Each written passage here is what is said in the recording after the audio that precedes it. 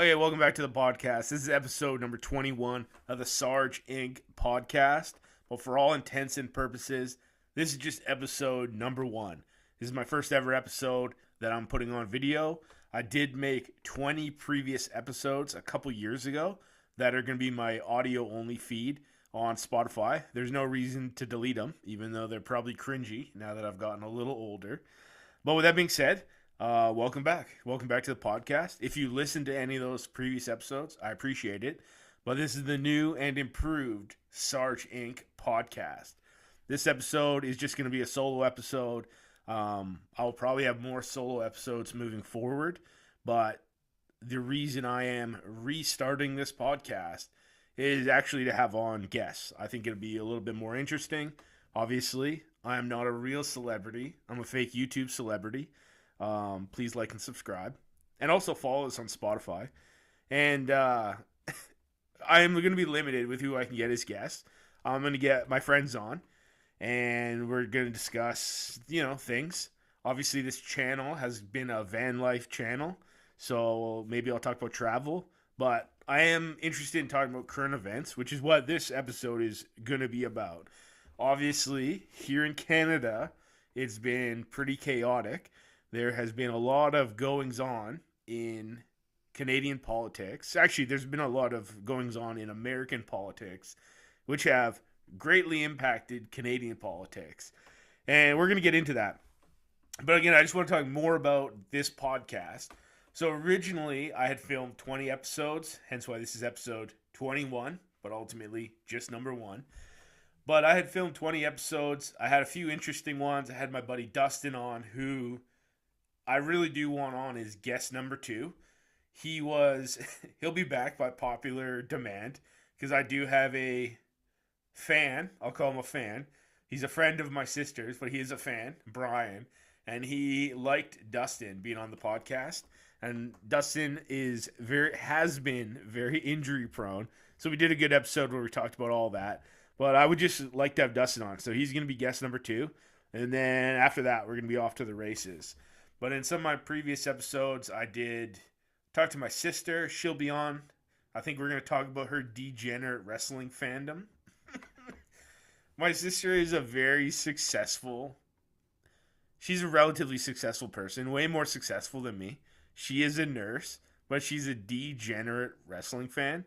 So I think we'll probably talk about that, maybe some other stuff. But on my previous episodes, I had her on. I had my friend Neil on, who I would like to be a guest on his podcast, talking about movies. 2 Drinks In, I believe, is his podcast, so maybe we'll do another one. But yeah, anyways, if you are interested in those, check them out. But going forward, I think the podcast will be better.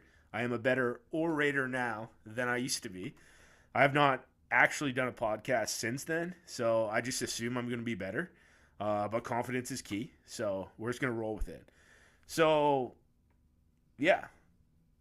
Another thing about my old podcast is I started it with great ambition and desire, but that was at the time of my life when I stopped doing it, is when my boss passed away. He got cancer and died within a week of us finding out. And it was, well, actually, speaking of that, I would like to get my other boss, which was his son, to come on the podcast and actually talk about all that. That's a great idea and a great story. And I think that'll be a good podcast. So let me know if you want to hear that. Hit me up in the comments. And give this like a 5-star review if you can. And also tell all your friends. Anyways, at that point in time, when that happened, my life was basically plunged into chaos, like mentally, physically, emotionally. It was like a lot going on in that moment, and my desire to put any effort into the podcast kind of ended.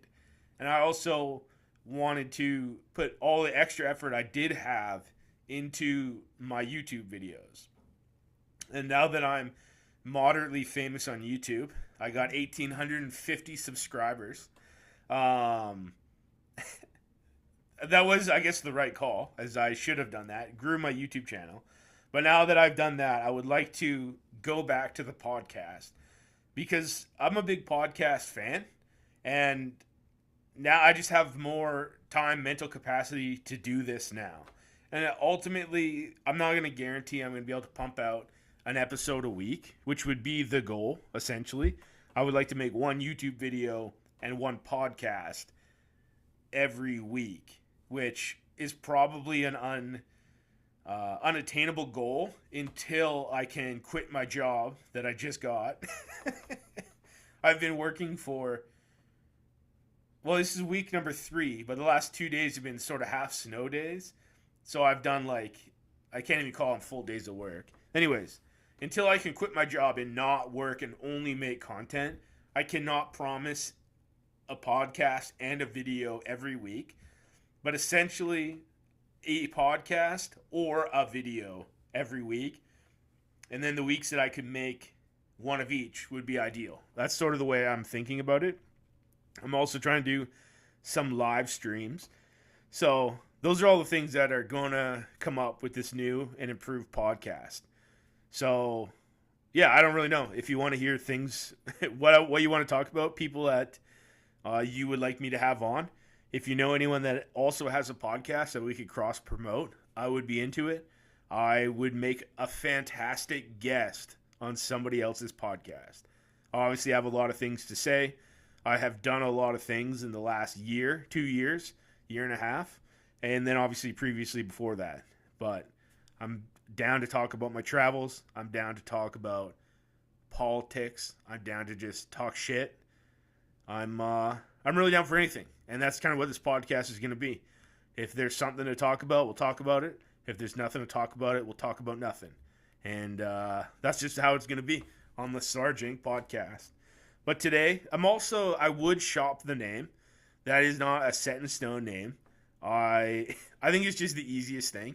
But sometimes I do think it might be a good idea to get a real creative name specifically for this show. But I am Sarge. My channel is SARGEinc. So the SARGEinc Podcast makes a lot of sense. But also, with that being said, maybe one day SARGEinc, the channel, has a YouTube channel, has a podcast, and maybe it hosts other podcasts under the same channel. I'm not really sure. I also have other ideas for different podcasts that I just can't do everything at once. And if I get better at this and this grows, maybe I'll be able to quit my job. I can spin off onto my other idea podcast, have a full podcast studio, so I'm not filming in my living room. But that is all future talk. And this is episode 1, essentially. Like I said, 21, but it's episode 1. Before I get into actually what I want to talk about today, I did a shout out to Brian. And thank you. I know he's a fan of me and a fan of Dustin. But I also want to thank, I honestly don't even know his real name. But on Instagram, he's like Ken Veranimus or something like that. And I probably should have looked up his real name. But he, a few times, he has given me a kick in the ass to get this podcast started. I have never met him in real life. And like I said, I honestly don't even know his real name. I doubt that's his real name, Ken Veranimus. Maybe it's Ken. But he has told me a few times to hey, you said you were bringing the podcast back. Bring it back. And then he was one of the other people, him and Brian, both posted their Spotify year in reviews when I originally had my podcast and I was in there, which was absolutely wild that anybody had me in their Spotify Wrapped. Absolutely wild. So maybe this year I'll be in more Spotify Wraps. But I want to give him a shout out, Ken Veranimus, for kicking my ass and getting into this YouTube. Anyways, well, actually, I'm going to drink a little water here. No edits. This is all just going to be live, which is what I feel like a real podcast is. It's not meant to be super highly produced. It is just a conversation off the top of your dome.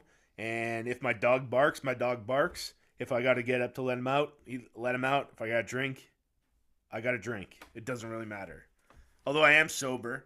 This has been dry January, so I'm not really drinking. I'm only drinking water. Anyways, this podcast is essentially basically about the Canadian politics that's been going on. And frankly, I got some opinions. And I guess my biggest opinion is that the Northern Gateway pipeline is going to happen here in BC. There is no doubt in my mind. And frankly, I do think that's a good thing. But with all the happenings and rumblings and political turmoil we've been heaved into, I think that is the most logical solution. And I will share the evidence of why I think that is going to happen. But first, I want to talk about just the amount of upheaval we've had here in Canada over the last few days.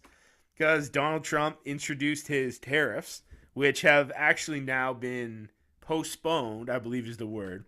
They were in for about a day and a half. I mean, he introduced them on a Saturday and removed them on Monday at about noon. I do not know if that's the exact timing, but they were not in long enough to actually matter. But the amount of chaos that threat caused has just been crazy. That wasn't what made me, but it made me put a Canadian flag on the front of my house. My mom has a Canadian flag on the front of her house. My mom and dad, I should say. And the amount of chaos on the internet and the amount of... It's just chaos, I guess is the best word. I don't have a lot of words. I need a thesaurus. Just so much chaos. Everybody's fighting. Everybody's blaming people.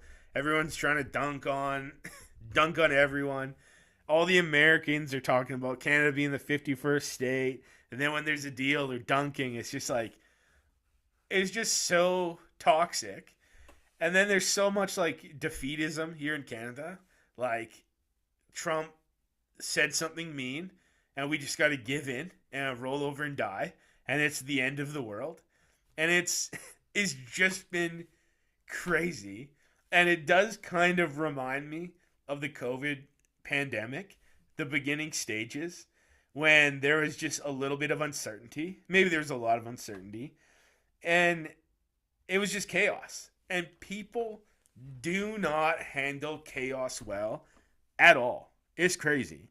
It's like, it just blows my mind. And it's chaos on all sides. And the handling poorly is on all sides. It's just like anybody melts at the first sign of like a little bit of uncertainty. And like these tariffs. Yeah, they're not good. If we have tariffs come onto our economy, it's going to be bad. But it's like people think it's the end of time. Like the world will end if there's a 25% tariff on some stuff. And yeah, that's not good. Some businesses will get hurt. Some people will lose their jobs. Some people will make us substantially less money than they did previously. But the world's not going to end, right? It's going to be fine. We'll figure it out. That's what people do. If the shit hits the fan, we will figure it out. People still want to work. People still want to eat. They want to drive cars. They want to get their hair done. People will figure out a way to exchange services for money. And, well, money's fake anyways. But they'll find a way to exchange services for value. And the economy will tick in or continue to kick. And yes, people will lose money. Maybe your house will go down in value. But it'll be fine. It's not the end of the world. People go through and have gone through and are currently going through way worse things than getting tariffs placed on their economy. Russia is currently invading. They're having a special military operation in the Ukraine, and the Russian state has had for 2+ years major economic sanctions, and they still have enough money to continually bomb the Ukraine. They will still have money. Like, the tariffs are not going to eliminate the money supply and ruin the whole country of Canada. That thought, like, it doesn't exist. Yes, it will impact it, but things keep moving forward. People figure things out. It is not gonna be the end of the world. If your house goes down in value, that sucks. Thousands of people, hundreds of thousands of people have made investments throughout history that have gone up in smoke. Like, literally, I bought weed stocks and I lost 85% of my money. Nobody felt bad. Frankly, I didn't even feel bad for myself. I bought weed stocks because I thought it would be fun. And I lost all my money. And you know what? Life kept going on. I just had slightly less money. It doesn't matter. It doesn't. Like, you think it's the end of the world? If you lose $200,000 of house value, yeah, that sucks. I'm not going to say that doesn't suck. But you'll figure it out. It'll be fine. The world will continue. And it's not the end of the world. And I feel like with these tariffs, everyone's so quick to just be done. It's the worst thing ever. We can't continue. It's over. It's fine. And frankly, it didn't even happen. These tariffs were a threat that didn't even really take effect. And some of these people were acting like the world was ending for something that didn't even happen. It's like, just relax. Relax.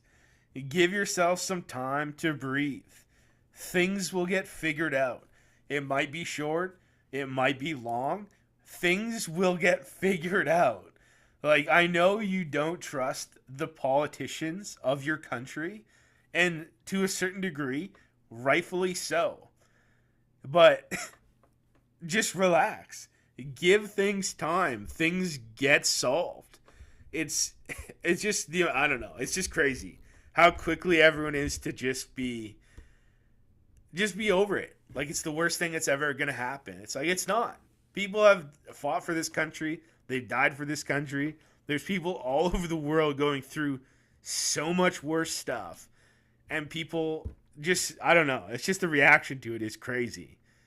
It blows my mind. It, honest to God, has blown my mind just how quickly people are to jump ship and go down and panic. It's like, relax, breathe, figure it out.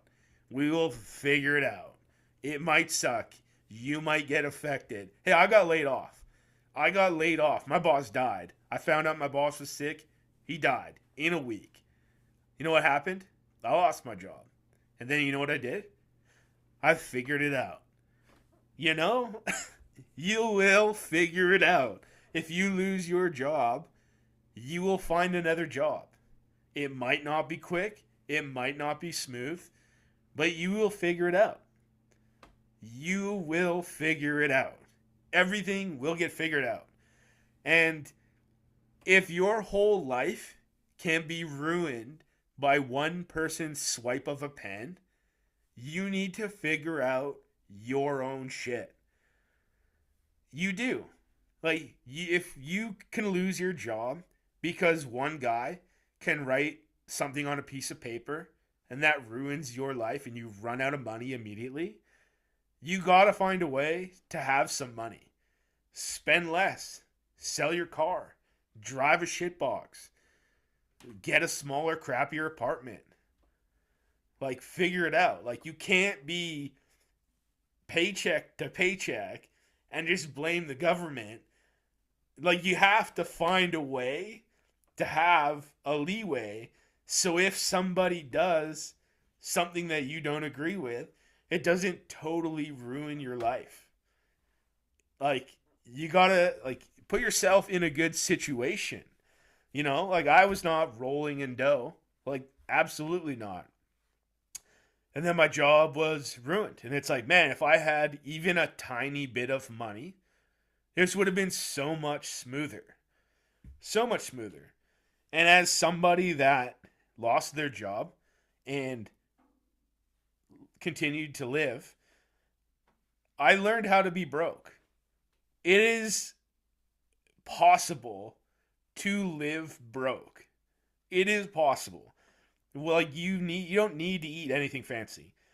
Buying expensive food you don't have to do it. You can eat eggs and potatoes every day. You can flour, water, eggs, yeast, make your own bread, make your own pasta. Pasta is cheap anyways. You can eat cheap. You might want to eat organic this, organic that, grass-fed beef. If you don't have the money for it, you don't have the money for it. And you can live cheap. And if the shit hits the fan and there's tariffs, you will survive. People have eaten cheap throughout the course of history. I don't know the story about the Irish famine, but I think they survived eating potatoes. I don't know if that's true, but if you have to eat potatoes every day to get through a bad situation, you can eat potatoes every freaking day and you'll be fine. It'll suck, but you'll be fine. And at the end of the day, we're talking about 25% tariffs. If you really need to buy something coming out of America, it is going to cost 25% more. You'll find a way. You can sacrifice a few things, and then you can afford something expensive. 25% more expensive. It's just not the end of the world. Like, yeah, sure, it'll suck, but it's not the end of the world. And I don't know. I can't get past the idea because just so many people were full-blown panic mode. And it, to me, it's just crazy. I get it. Inconvenience. But our lives are pretty freaking good. If we cannot take a little bit of an inconvenience, that's on us.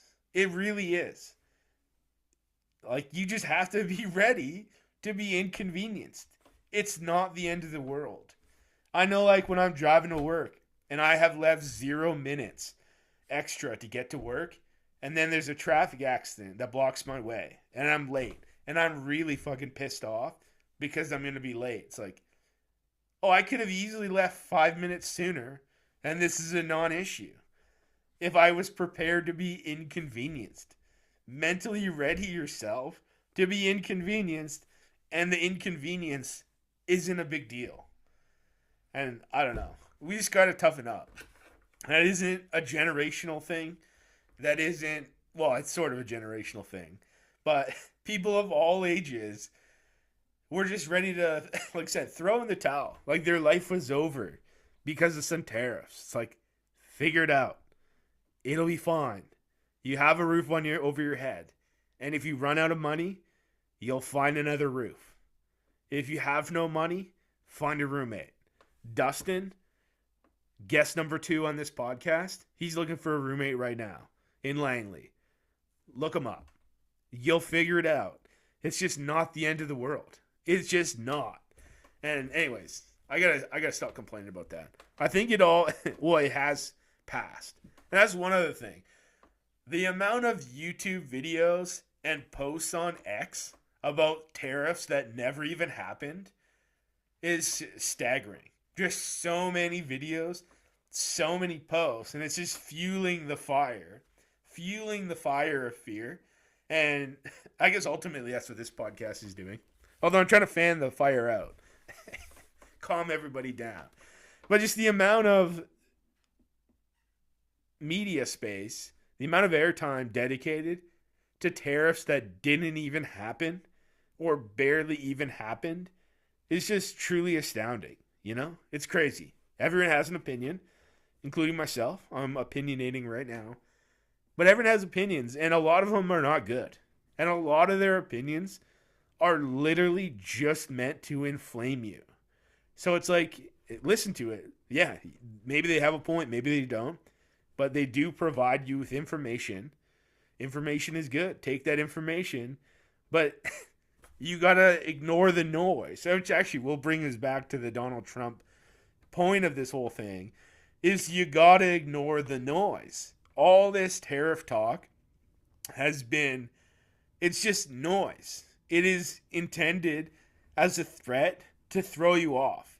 It's the art of the deal. As what he says is the art of the deal, what other people say is the art of the deal. It's the art of the deal. He wants you to be flustered. He wants you to be scared. He wants to be up and down, side to side. You don't know where he's coming, so you don't know. So he gets a better deal. So if you ignore the noise, and it's not just him, if you ignore the noise on everything, whether it's right-wing media, left-wing media, ignore all the noise. Ignore the political point. Ignore the inflammatory opinions and just take the information in. You'll be so much better off. Because a lot of this Trump talk and a lot of this tariff talk, if you read between the lines, in my opinion, he tells you exactly what he wants, exactly what he's going to do, and exactly what's going on, which will lead me back to the Northern Gateway pipeline. And I'll tell you the whole reason why I think it's going to happen. And to me, it's so painfully obvious. And all this other stuff is just noise. There is so much noise. But you got to ride the waves and read between the lines to find out what is actually going on and what Donald Trump is trying to do. And whether you like him or not, frankly, that doesn't matter. He is the president of the United States of America. As Canadians, we are our own country. Like, that's clear. Nothing has pissed me off more than this 51st state talk. We are Canadians. We have a sovereign country. And I 100% believe that Donald Trump knows we have a sovereign country and that in no way, shape, or form can he literally take over Canada. That's what I think, although people in Ukraine might have thought that about Russia. But the whole 51st state talk is very inflammatory. But if you think about what the 51st state talk is, if you don't take it literally, which I don't think you should, again, you read between the lines and you get through the noise, it means he wants to work with Canada. He wants them to be, again, not a literal state, but he wants them to be in his, I'm doing air quotes here if you're on audio, in his country, the North American block of nations. A strong North America makes a strong America. And Canada being a sovereign country in there that makes a strong America. So all this 51st state talk, to me, just makes it clear and obvious that what Canada has is what Donald Trump wants. And to me, what Canada has, along with amazing people that are ridiculously good looking, smart, kind, and all those things, is massive amounts of natural resources. So many natural resources. We have like $1.7 trillion worth of natural resources, which is probably a totally fake number. But we have all the resources we could possibly need. I think we have 9%, confirmed 9% of the world's total oil in Canada. We have all the natural resources we could possibly need. Why would Donald Trump hypothetically want Canada as his 51st state? The president who's claiming drill baby drill, he wants natural resources. He wants a booming economy. Why would he want Canada as a 51st state? It is clear and obvious that he wants access to our natural resources.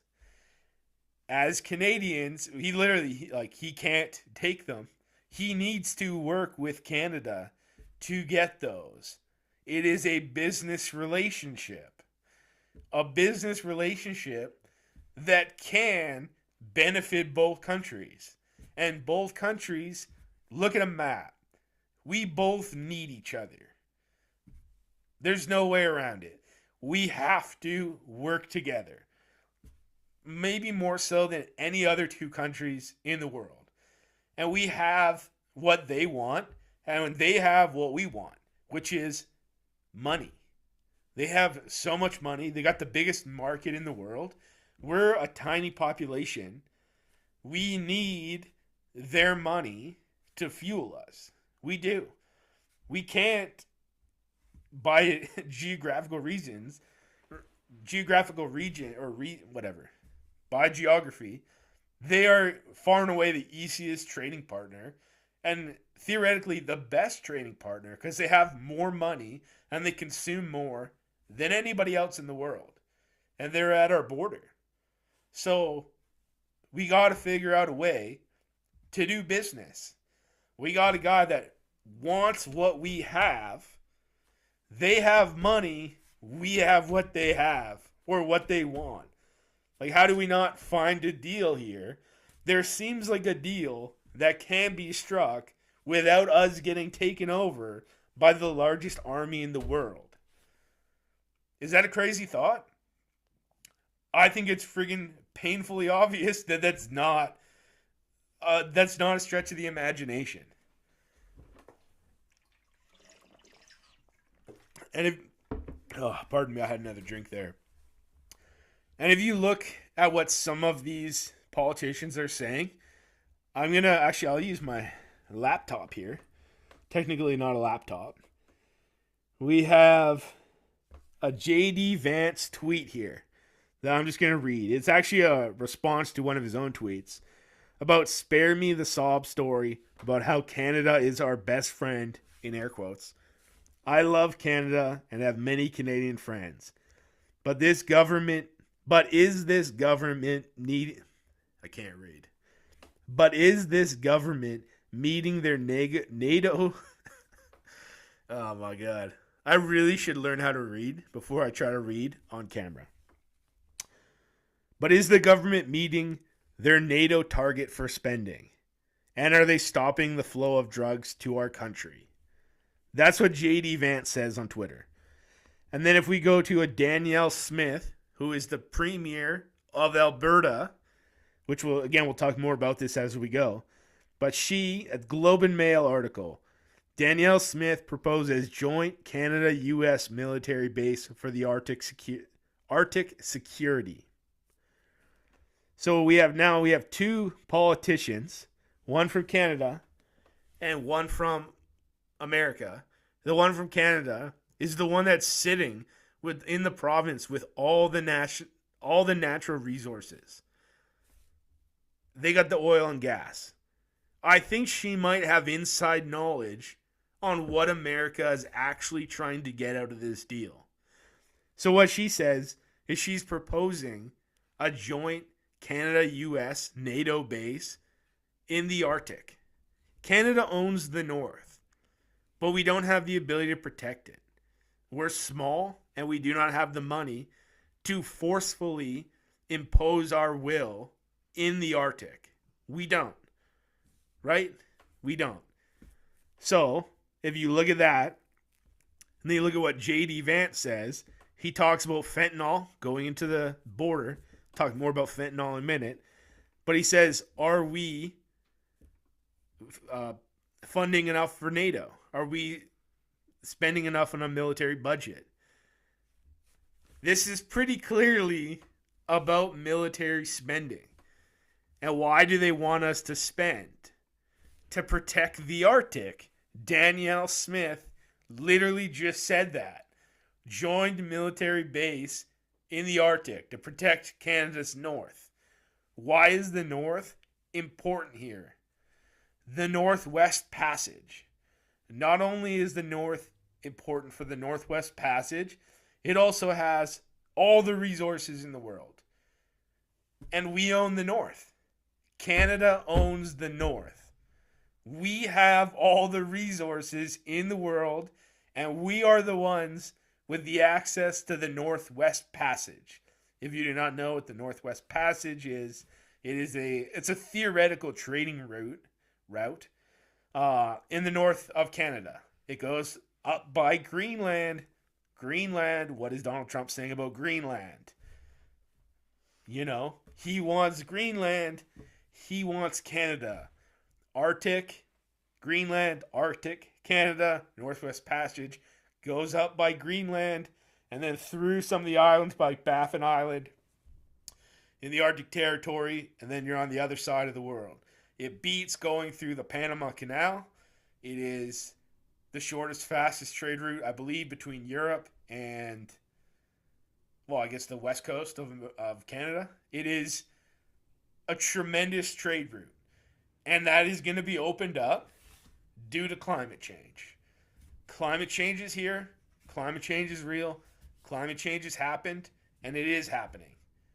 The Arctic Northwest Passage will be opened up. Period. Multiple other countries have claims to the north. Russia, China, the United States of America with Alaska. But Canada is the biggest player in the north. Geographically, we can't throw the weight around like America can, like Russia can, like China can. We are small. We need the help from our brothers down south. Brothers and sisters, sorry, it's 2025 and we're Canadian, we're still nice. We need their help. They need our help. We need their help. There's a deal to be struck there. They want the north. We have the north. Let's find a way to get some of these resources out of the north. Those resources will pay for all the protection you can possibly want in the north. That's exactly what they're looking for. Alberta's premier literally says she proposed a joint NATO base in the Arctic, Canada-US. She is the one in the know. She's been down at Mar-a-Lago. When the tariffs were announced, the tariffs on her oil were at 10%. All the other tariffs were at 25%. Obviously, there are some other reasons for that. Potentially other reasons for that. America needs that oil. Maybe, maybe not. Her tariffs were lower. She's in the know. She knows what they're looking for. And not only does she know, we all know because J.D. Vance is talking about our lack of military spending on Twitter. It's not about fentanyl. It's about our lack of military spending in the North. The only way for us to spend enough money in the North is by exploiting our natural resources. That's the only way. The only way. And that leads me to where the Northern Gateway Pipeline is going to open up in BC. There is no doubt in my mind. It is the only way to fund military spending. NATO bases up north, which have to happen. Canada needs America. We can buy as much Canadian products as we want. It doesn't really matter. We need to work with America. There's literally just no other way. Whether you like that or not, it doesn't matter who their president is, whether it's Donald Trump, whether it's Joe Biden, whether it's whoever it's going to be in the future. We have no other real solutions other than working with them. There's no other way. And if they want NATO spending, we kind of have to give them NATO spending. And you can frame it whatever way you want. If you think our government is going to capitulate, and that's why it's going to do, because we're weak, hey, we kind of are weak. We are in a position of weakness. We have sort of put ourselves in a position of weakness because all our exports go to America.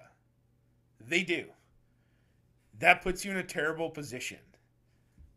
With that being said, we still are, no matter what, even if we get to a position with a pipeline to the coast, we're going to have to export large amount of goods to America. And that's a good thing. They have money, we have goods.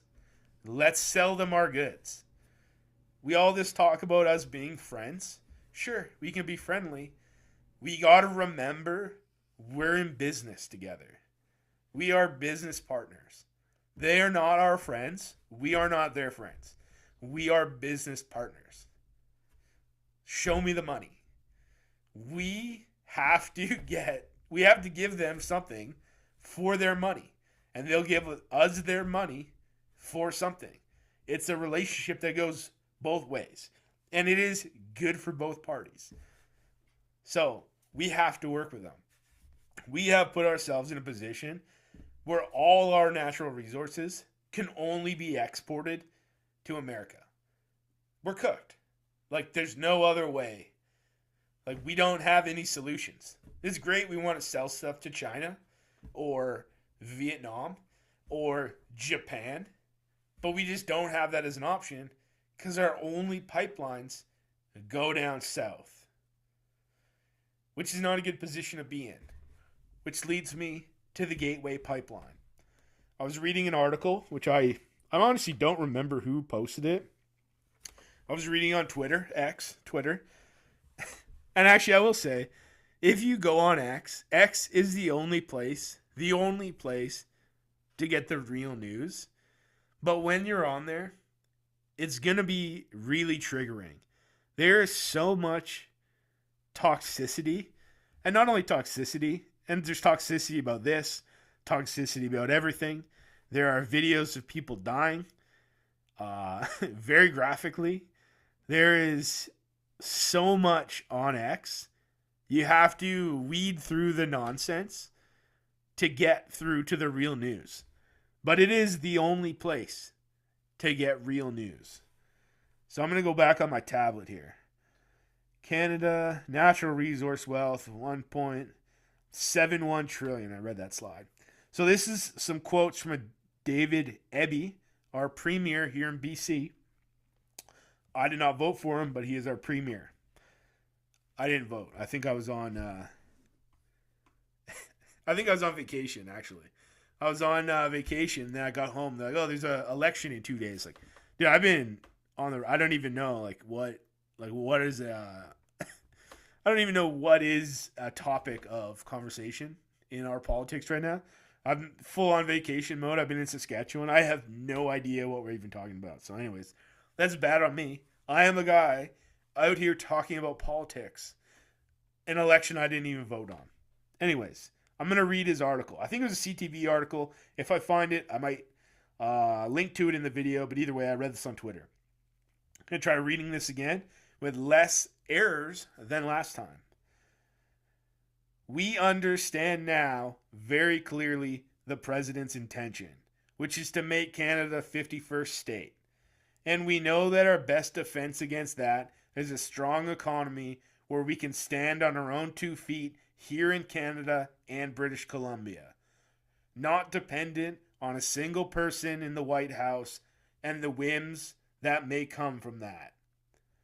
So I think I've sort of talked about this already. They have stated their desire to make us their 51st state.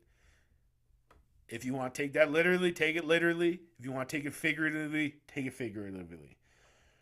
We know our best defense against that is a strong economy where we can stand on our own 2 feet here in Canada and British Columbia. How do we have a strong economy here in British Columbia and Canada that can stand on its own 2 feet? We have to export our products abroad. Our products are natural resources. Sure, we have other products. We sell Hawkins cheesies. We sell all sorts of stuff. The Hawkins cheese, I'm kind of making a joke there, but we sell products. But the vast majority of our economic production is natural resources. We need to ship those abroad. We need that ability. That is the only way we can stand on our own 2 feet here in Canada and British Columbia. And again, these are the words of David Eby. I don't really know how to pronounce it. So that's what we have to do. That's our best defense against America. So we'll go to the next slide. This is the next paragraph. BC will participate fully. I have taken some of these out of the longer article because I didn't want to read the whole article on the air because I can't read that well. Oh, I should have turned that notification down. BC will participate fully with the federal government in its response to Trump's requests, Eby says, adding that the province has already made meaningful change to enforcing the border and security. But let's not lose track of the fact that this was never about fentanyl. So that we touched on before. All this Trump talk has talked about our lack of border security and fentanyl. But this is David Eby himself, the Premier of BC, where we quite possibly have the worst fentanyl problem in Canada. I don't know if that's a fact, but I myself have seen many people here straight nodding out while on a bicycle, almost certainly because of fentanyl. His words exactly. Let's not lose track of the fact that this was never about fentanyl. So all this talk about fentanyl, we can go back to that J.D. Vance tweet that talked about fentanyl and NATO spending. Let's not lose track that it was not about fentanyl, right? It's not about fentanyl. That means it's probably about NATO spending, right? We know this. And it says BC in the same quote, BC will participate fully with the federal government in its response to Trump's request. And then it quotes that they have already made meaningful change enforcing the border policy. Which actually, I'm going to fast forward here. If we go to that border policy, did I not save it? Oh, I didn't save it. That border policy that they introduced in Canada, first of all, it started in September. But a lot of Americans were dunking on Canada for how much Trump smoked Trudeau in a negotiation about this border policy. If you read the border policy, it is absolutely, like, Donald Trump did not dog walk Justin Trudeau. If you read the policy, it is totally, it's totally fine. There's nothing, Canada did not get hosed in that deal. And if you read it, it says it had, like, I think Trudeau said, like, we have and will have, we have and will have 10,000, uniformed people, whatever the fuck it said, helping protect the border. It's like, we had and will have. It's like, yeah, we probably had all those border guards already, and they just had to say it. And then it says we're appointing a fentanyl czar to help it, and then we're going to label fentanyl dealers, trade rings, terrorists. You can call anybody anything. If you want to call them terrorists, they're terrorists. Yeah, we agree to that. Okay, that's a big nothing burger. They might have slightly increased the amount of people helping protect our borders. And then they're going to name somebody a fentanyl czar. The United States of America just had a border czar for the past few years that let in thousands and thousands of migrants, that these people that are celebrating this post about us naming a fentanyl czar, those people hated their last border czar because they were totally useless and did nothing. And now they're celebrating that we have a fentanyl czar. It's like, hey, maybe it's just a title. But anyways, it's not about the fentanyl. It's not about the fentanyl.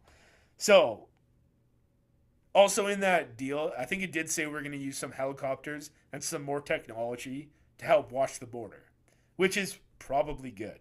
But anyways, that was just not this dog walking by Trump over Trudeau. It's like, that was a good deal, which makes me very optimistic that both of our countries don't want well, first of all, they don't want fentanyl all over the place. But more importantly, they're looking to make a deal. Neither country wants tariffs, and they are both willing to do business. That's what that agreement screamed to me, was they're both ready to do business. So we're going to go back to David Eby's comments here. Some of this is positive for BC companies.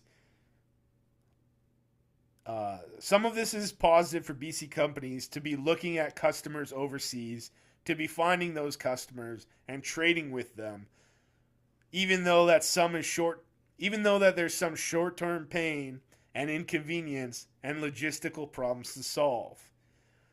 So, to me, this statement shows he clearly understands the need for BC companies to be looking at customers overseas to find those customers and trade with them. I do not know if he's specifically talking about oil and pipeline and resources in this, but he understands we need to do trade overseas because we cannot do it with only America. We'll go to the next slide here.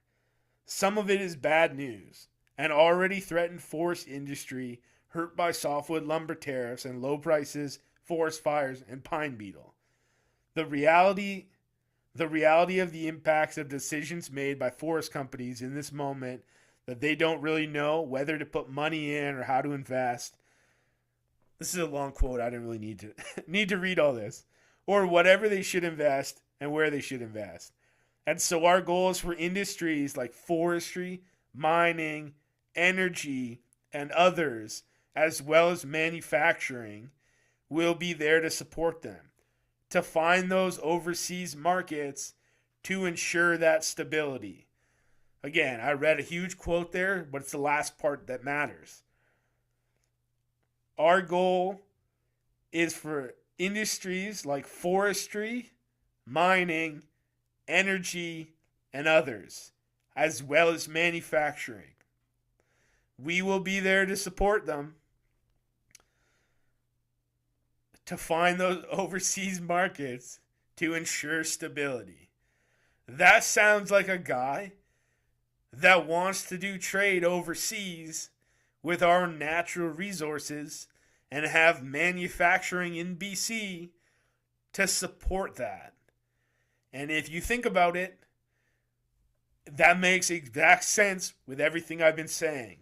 Natural resources, Alberta oil, overseas. And this is BC. If you do not know BC, we are on the coast, right next to Alberta.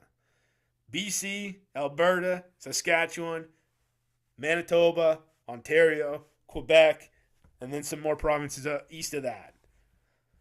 We are the closest route to the ocean for Alberta oil. Historically, BC has not wanted a pipeline because we like the environment. We are tree huggers. The greater we, obviously some people, I'm not speaking for everyone, but the people in Vancouver support the climate more than anything else. And we don't think of ourselves as a resource economy here in Vancouver because most people don't work in the resource industry. We are one of the only places in BC, in BC, but in Canada, we just are independent of the resource industry. Like, we think of ourselves as that. But, so we have consistently voted down pipelines. But to me, it sounds like our premier of BC is ready and willing to find a way to ship our resources from BC off our coast to other markets other than America. And again, the only way for our products to leave anywhere other than, or leave and go to anywhere other than America is via the ocean.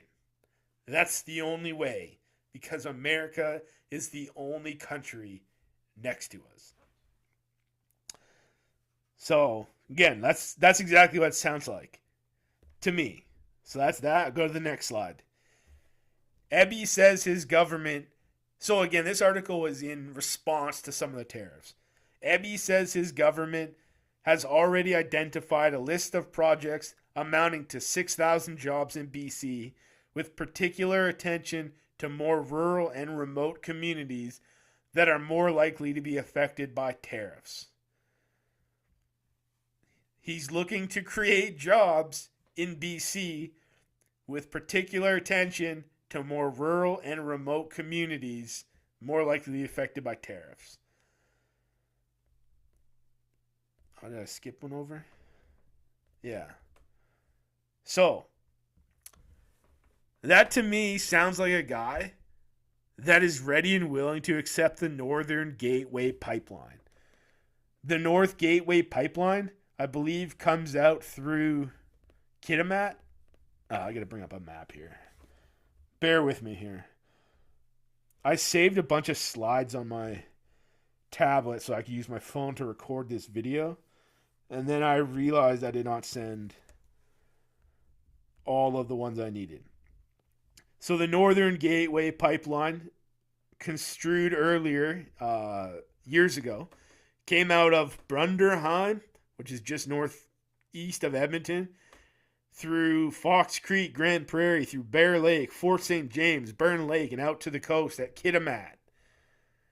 To me, those are the remote communities that he would be helping if he brought that coast in. And again, he said he's prepared to help Canada get through these tariffs. He's wanting to help remote communities. He's looking to create 6,000 jobs with already, what did it say? I got to go back now. With projects already, he's already thought of projects. That means they can't be way out of left field. They're ideas that probably have already been brewing. To me, it sounds exactly like he is ready. They are ready. Canada, the Prime Minister, or I don't even know what our Prime Minister situation is right now. And to me, it sounds exactly like a Northern Gateway Pipeline is coming to the east coast or to the west coast of BC in the north. Particular attention to more rural and remote communities. Those are rural and remote communities that would be greatly impacted in a positive way with a pipeline and jobs coming right to them. And I'll go back some of these statements and go over them again. Because to me, this is clear as day what is going to happen. It might not be literally the Northern Gateway Pipeline. Maybe they will change the route or do something. But this is, like I said, to me, is clearly what is going to happen. We are building a pipeline to get Alberta oil out to the coast. I wouldn't be surprised if we also build a pipeline to send it out east. Although the Quebec Premier, he said that there is no public appetite for a pipeline currently. But with that being said, he said, but, and then I don't even know what he said after that. But that was a big but, in my opinion, in the quote that I heard. It sounds like there's a way to get a pipeline built. If Donald Trump keeps the pressure on, and he has postponed our tariffs 30 days, so like the pressure is still on. And hey, even if this is not, it is now clear as day to everybody that we need to have alternative trading partners than just America. Because you think Donald Trump is bad now? You have no idea who's coming next. He could be worse. He could be better. She could be better. She could be worse. It could be Donald Trump times 10. You might hate him more than anything. And all we can do is trade with him. I think we have now realized, through whether it's on purpose or accidental, through Donald Trump's threat of tariffs, we have realized we are way too dependent on trade with America. And the only way for us to get less dependent on trade is for pipelines to take our oil straight out to the coast. We're going to need a bigger, better port, maybe an LNG port. I don't know all the logistics of it. We need ports and we need pipelines and we need to start shipping this shit wherever they will buy it. That's what we need to do. And that's, to me, pretty clearly what is going to happen. You know, like that's pretty clear. Canada needs it. Eby says his government is ready to help Canada. He wants jobs in BC, the rural part. I don't know. Like, I don't know how you can read that and not see that it's coming. And, you know, some people are still going to be anti-pipeline. Hey, drill baby drill just became the president of the United States of America. We, the collective we, the earth, the earth is not getting, the world is not getting away from oil. We might slowly be weaning ourselves off, which I agree is a good thing. But we are not off oil. We are not stopping pollution from happening. Like, that's just not the reality of the world we live in. You might want it to be. Maybe you thought it was. That's not the world we live in. Drill, baby, drill is down south. Hey, they're drilling whether we're drilling or not. Oil is coming out of the ground and will be burned. China is drilling oil. Everybody is using oil. It's happening whether we do it or not. And we are sitting on 9% of the world's oil reserves. Like, figure it out. We cannot be the only ones not using oil in a world that is not stopping using oil. We can't. It doesn't make sense. With money coming from oil, you can fund all the positive things you want. You can help people. You can educate people. You can in turn use that to fund alternative energy systems. You can use that oil money to fund some solar farms. Even better, use that money to fund research and into nuclear power. Canada has all the uranium in the world. I don't know if that's exactly true. We have so much uranium and nobody else has nearly what we got. Let's find a way to use our oil revenues to increase uranium production, implementation, and we can become a world leader in clean nuclear energy.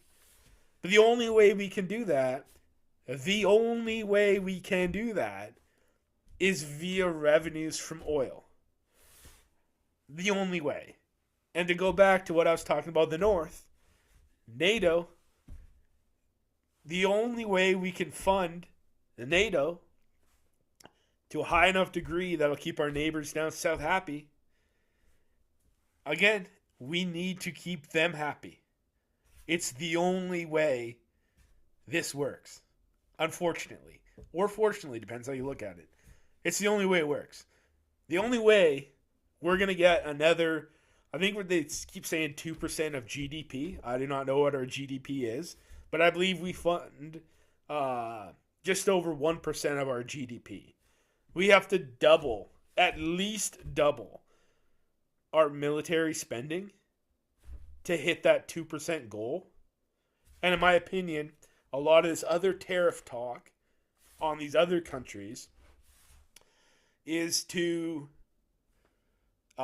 increase NATO spending. America is footing the bill for NATO. And hey, they're the ones stirring the shit up and wrecking shop. But they are also footing the bill. Like that is true. So he's putting pressure on the EU, on Canada, for us to all increase our spending on NATO. And the only way we can afford to double our military spending, the only way is for us to finally get revenue out of our vast supply of natural resources. Am I wrong? Do you see any other way? It solves every problem. And the only problem this doesn't solve is the fact that it's probably, almost certainly, not good long term for the climate. But the climate is changing. The climate has changed. It's not stopping. If you want to believe that we're going to reverse climate change, that's just not the reality of the world we live in. It is not going to be stopped and reversed. The only thing you can do is be prepared for it when it comes. That's a bummer. And specifically as a Canadian, I think Canada has the most to gain in a climate changing world. Obviously, there's going to be winners and there's going to be losers, but climate change is happening. It is here. It is afoot. There is no stopping it. Maybe we can slow it, but it's here. It's happening. All you can do is take advantage of it. That's what everybody else is doing. That's the world we live in. And Canada has the most to gain in a climate changing world. So, the Northwest Passage, the more we drill, the faster the Northwest Passage opens up. That's positive. It's the reality of it. I don't see any other way. And I would be absolutely blown away if we do not have the Northern Gateway pipeline announced. Again, I don't really even know how our premier or our prime minister right now is prime ministering. He has stepped down, but he is still our prime minister. And I think Mark Carney might be our next prime minister without a vote. So I don't really know how that happens. Our government is prorogued. Again, I don't know how any of this happens. But with all this, whether it's the Liberals or Pierre Poilievre, I just don't see any way that this doesn't happen. Either one of those parties, they're both going to fund it. Because even we talk a lot, people talk, I don't say we. I voted for Justin Trudeau because he would legalize marijuana. And he legalized marijuana like he said he would. And that is the one time a politician did not lie to me. He came through on his promise. And that was the only promise that I cared about in that moment. Anyways, the Liberals are the only political party that has built a pipeline. We do have a pipeline, a new pipeline here. I think they twinned I wish I knew the name, Trans-Canada. But it's right by my house. Literally less than a kilometer away, the pipeline comes through my house. It went through somebody's backyard. I, for the record, had zero idea that there was a pipeline there. And then all of a sudden they ripped it up the guy's yard and they used it as a job site. And there's a pipeline there, and there always has been a pipeline there. And I had no idea, and it was right by my house. I would have literally had no idea it was there. So the Liberal Party of Canada, under Justin Trudeau, has built a pipeline. So to think they're not going to build another one is kind of a crazy thought. And you might hate them, and you might not have faith in them, but they have built a pipeline, and they can do it again. And I really think Pierre Poilievre would also build the pipeline. I don't see any way that the Northern Gateway pipeline isn't coming down the pipe. So, you heard it here first. I know I'm not the only person that has talked about it, but to me it is clear and obvious with all these people's words, this is exactly what's coming. We are getting a pipeline to the west from Alberta to the west coast of BC, maybe one out east. I'm not really sure. And that is going to be used to fund explorations, mineral explorations and mining and NATO enhancements in the north.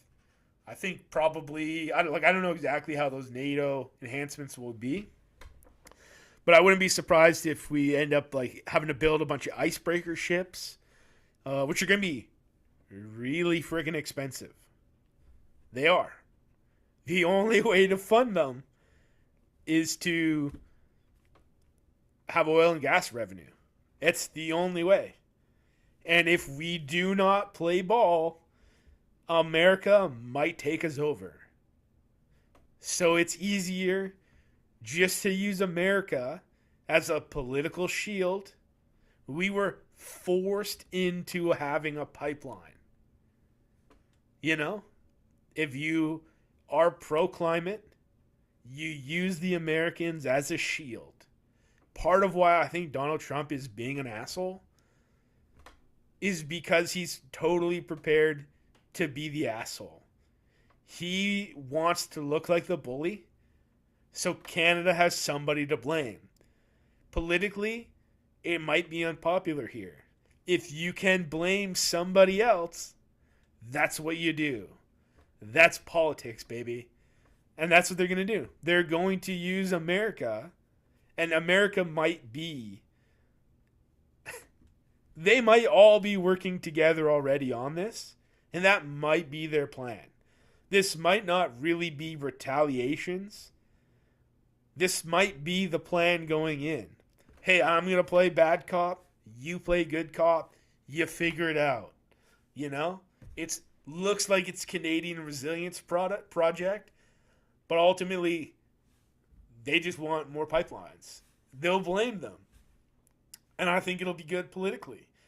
In fact, some of these parties, they might get more goodwill by, like the Liberal Party, might actually get goodwill out of this if they can use this as a positive that they are quickly changing policy to help stabilize Canada's future by diversifying exports. Like, that might be the only thing that saves that party. You know? I think it's, that's what I think is going to happen. So I think all this ends without tariffs, maybe light tariffs, but I think it all ends short-term tariffs at worst. But it all ends with the Northern Gateway Pipeline or some sort of equivalent coming through to the West Coast, NATO spending up north. It'll be a huge investment. You will be shocked when you read the amount of money that is going to be paid into the NATO expansion up north and the pipelines. It's going to scare the F out of you. But that's the reality of the situation. Money's fake. We will be printing money. When that pipeline comes, we will be printing money. So we're going to have to fork out a lot of friggin' money to get up there. And it's going to scare you. But that's the reality. I don't see any other way as ends. So you heard it here first. You know, I don't really know what else to say. Actually, I will say one more thing. I do want to talk about fentanyl. I don't think I read the slide in my little, I call it a presentation, but this isn't really a presentation. David Eby literally says in one of those things, which I don't know how I didn't read it, or maybe I did read it. He literally calls the fentanyl thing a red herring. And if you read what a red herring is, a piece of information that distracts from the main topic or question at hand. So David Eby himself says it's literally a red herring. David Eby probably has inside information that it's not really about fentanyl. The fentanyl was the excuse, the national emergency excuse, which Donald Trump has used to be able to apply tariffs on us. It's not about the fentanyl. Like, he says it. It's a red herring. David Eby's literal words. This is not my opinion that it's a red herring. It's his. One of the 10 premiers of Canada. I don't know if the premier, if territories have premiers, so maybe 13 premiers of Canada. One of them literally said it's a red herring. He's probably in the know. He knows it's not about fentanyl at the border. It's about all the other stuff. It is. And one of the things, if you go on X, there are so many Trump people, America First, all this stuff, bots. I think a lot of them are bots. If they're not literal bots, they are the human equivalent of a bot. There is no thought. There is just bot. And they're all talking about the fentanyl. The whole reason we have a fentanyl crisis, the whole reason they have a fentanyl crisis in America and why we have one in Canada is because of pharmaceutical companies in America that created fentanyl. I don't know if they created it for a fact. I think it was actually a Belgian guy that invented it.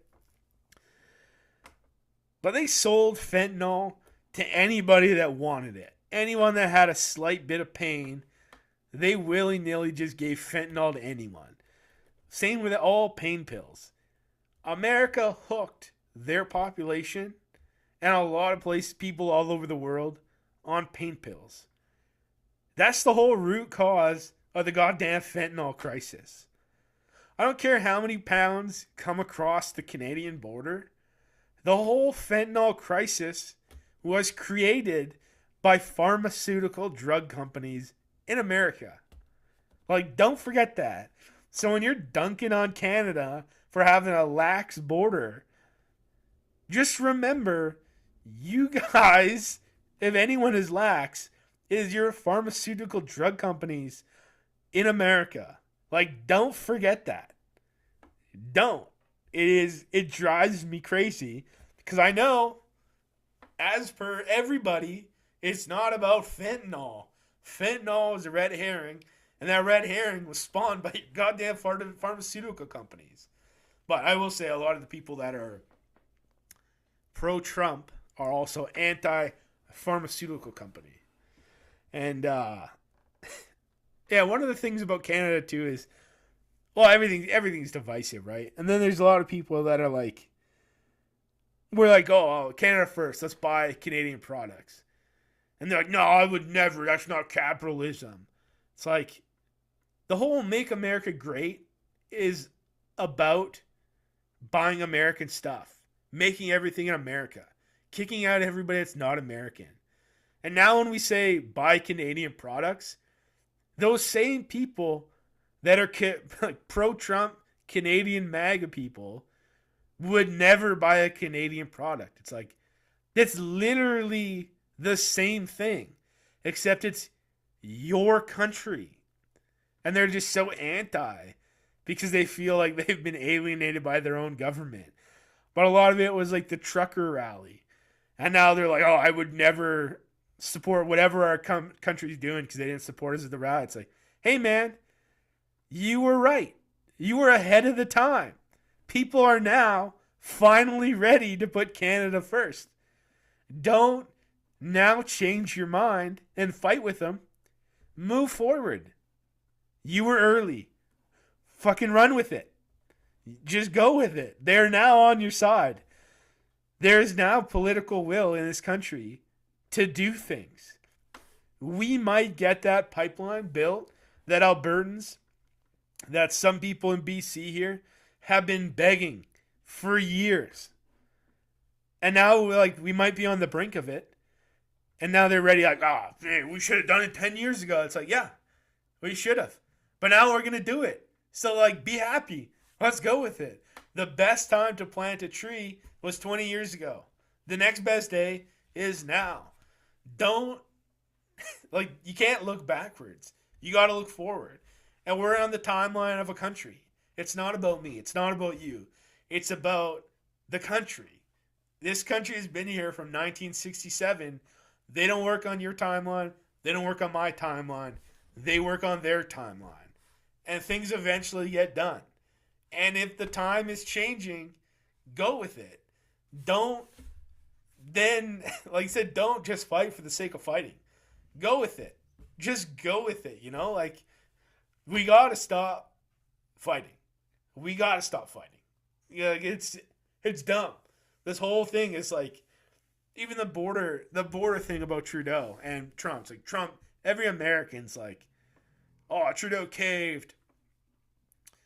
And then the Canadians like, he didn't cave. This border thing has been up since December. It's like, it doesn't matter. Look at the deal. The deal's totally fine for everyone. It's a good deal. No one needs to win. No one needs to lose. We just need to work forward, move forward, work together. That's the whole thing. It's business. I win, you win, we all win. That's the thing. Stop. It's all trying to dunk. Everyone's trying to dunk. We got to stop just being assholes and actually just work together. Figure it out. We will figure it out. It might take longer than you want. We'll figure it out. It might take a lot of pressure from the United States. We're here. We're going to figure it out. The only way to go is forward. And now we're here. Don't look back. Let's go forward. Let's go. Keep it running. Let's go. And, that's really all I wanted to say. That is me talking about the Northern Gateway Pipeline. SARGEinc, the podcast, episode number 21. I'm back. Again, some of these podcasts, they're not all going to be political. In fact, I definitely do not want them all to be political. I want to have fun. Although I did have a little bit of fun here, but I would like to be fun, goof around, talk to my friends, talk to people. This is it. The podcast is back. So I hope you enjoyed episode number 1. And I guess we'll leave with the note that I just want to say, a friendly reminder to our friends down south that Canada is on top for a reason. Let's go.